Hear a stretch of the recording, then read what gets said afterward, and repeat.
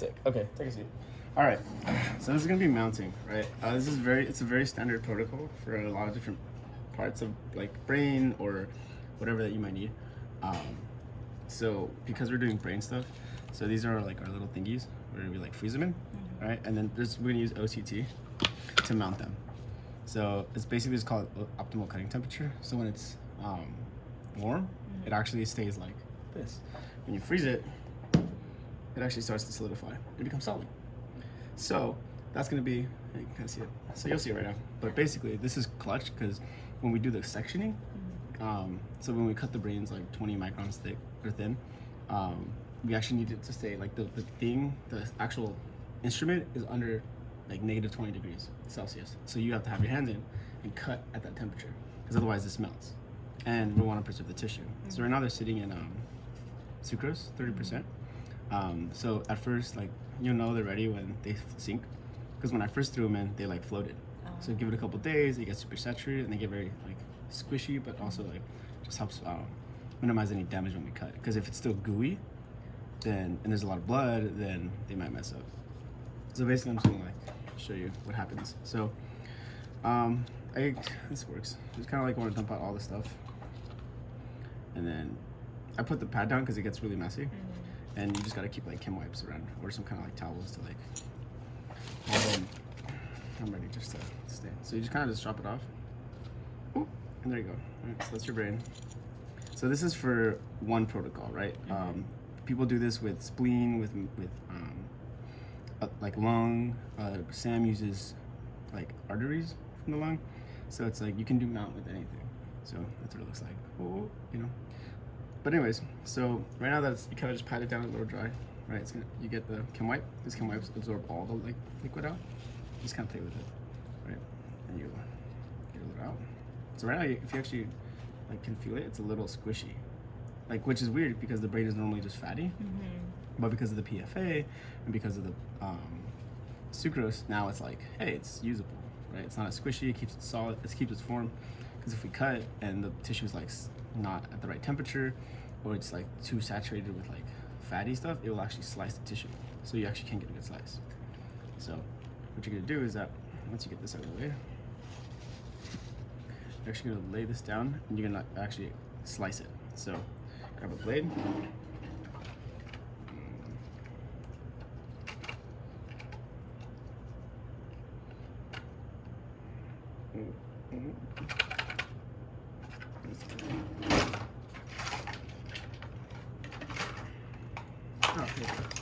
Okay.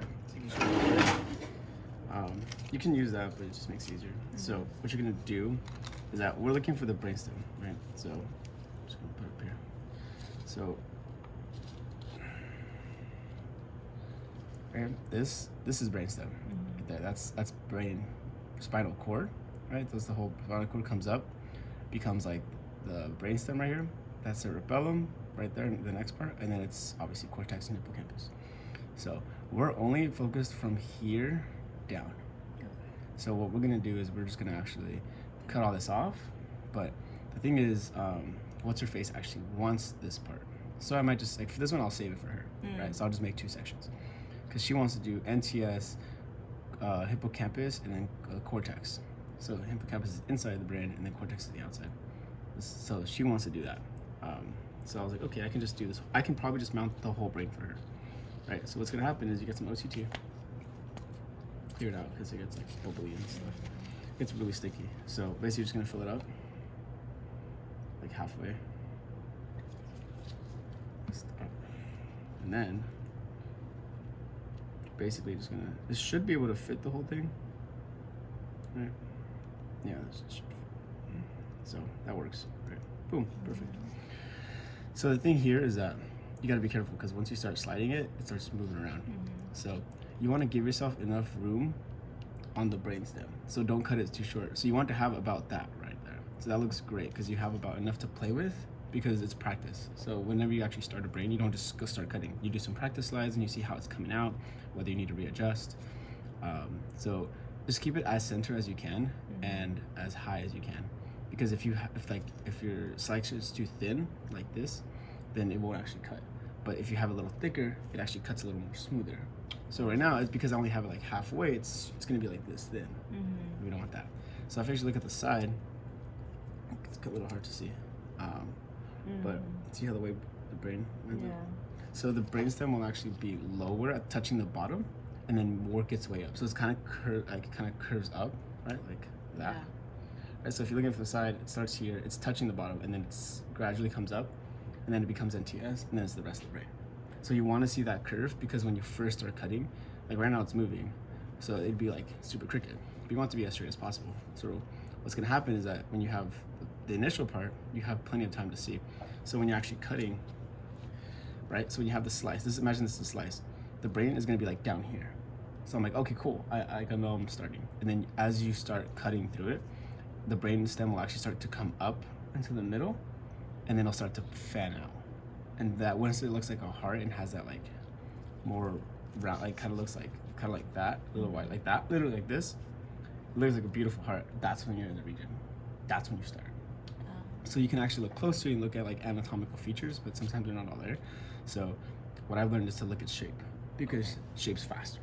Because otherwise you have to slice it, look at the microscope, see what you see. And it took me like months just practicing it. But once you get it down, I'm like, you know what? The shape, because I'm looking for a specific like area. It's just a region.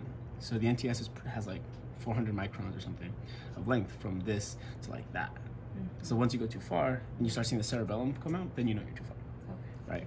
But that's just like general anatomy, and there's like atlases to help you. But yeah, so basically, back to the section, right? Because it's gonna look like a square, right? Because it's a square shape. So just know that it's gonna start at the bottom and will work its way up as it comes up. So because I know what it looks like to section, I want to set myself up for success. Because if this is cricket, then I have to realign it. And if I mount it incorrectly, then I have to realign it. And it just makes life a little more frustrating. So like right there, it looks great, beautifully in the middle. Add some more OCT. Also, bubbles are your nightmare. So never get any bubbles. And it's also better to have more than to have less. So if it leaks off on the side, that's totally okay. Like that looks fine to me. And then you throw it on dry ice, and you let them you kind of keep it as flat as you can. And then, if you can see, it's actually going to start solidifying pretty fast. So you can actually see it starting to change color, because it'll go from clear, and then it'll slowly make its way up, and then it looks still pretty straight. So it usually takes about maybe 2-3 minutes. So this is what you call a flash freeze, because it's like a medium freeze, because you can throw it into liquid nitrogen and it does the same thing. But the problem is it freezes too fast, and if you freeze too fast, it causes cracking in the tissue. So what another trick to do is like push it down so it gets more contact, and then sometimes it freezes. There it is. See it? Yeah. So now you can actually see the bottom freeze a little faster, and then it will slowly make its way up. So there we go. Now it's a clear white. It'll slowly make its way all the way up, and then it'll solidify the entire thing. So yeah, there we go. I'll just put a cap on it. And actually, so that's first brain. But the reason why I write these out before is because one, it sucks to write with, like, you have all these sticky, because sucrose is sticky and then the OCT is sticky. So just yeah. So brain 16 is gonna be, it's trash now.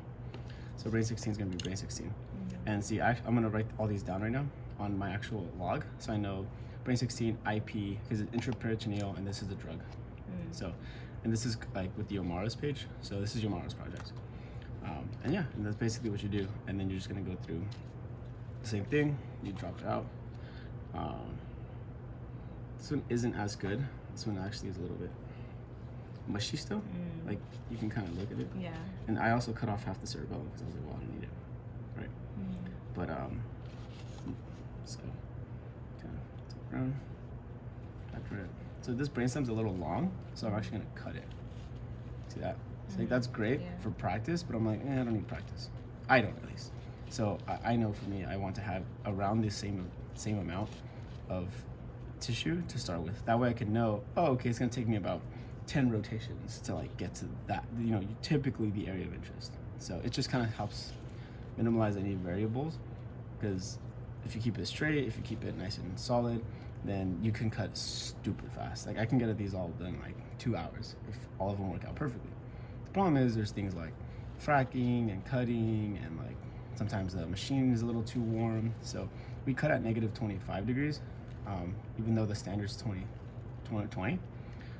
But for us, we just noticed that it makes it easier because over time, when you use it longer, the machine gets hot. So besides, like it has like a little glass slide, and my hands are in, so it's constantly leaking. So it's nice to just keep it a little cooler. Yeah, and that's pretty sure. This one's brains 17. Yeah, 17. This one. So I actually would cut this off a little shorter. And then whoop. Wow. And then same thing, more CT. You